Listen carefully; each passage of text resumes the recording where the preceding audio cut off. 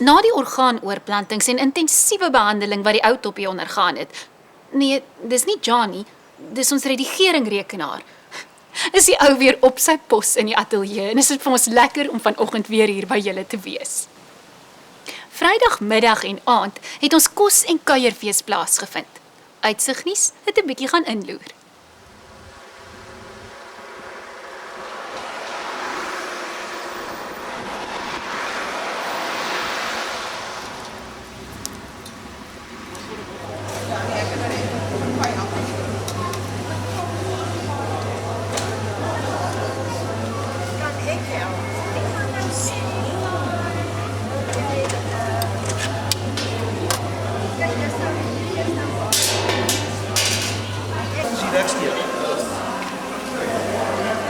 Reg so.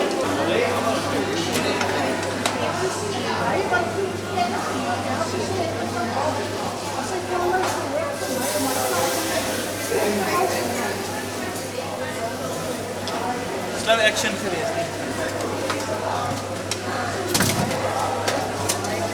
Dit was het.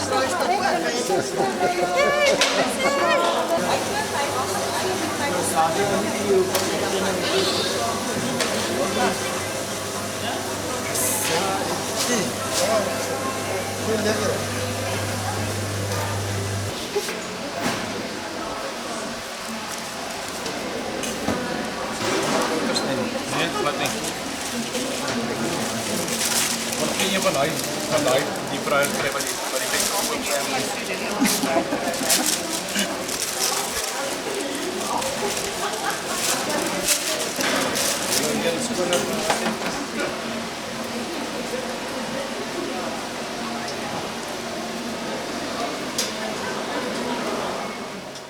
Vanaf Sondag 13 Maart tot Donderdag 17 Maart 2011 is dit tyd vir ons Rimpelweek.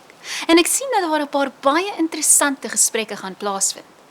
Op Sondag 13 Maart om 7:00 vra ons die vraag: is die koel deur die kerk of kan die kerk ook koel wees?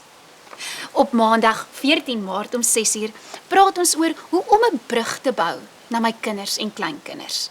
Om 7:00 sal daar 10 wenke vir huweliksgroei onder bespreking wees.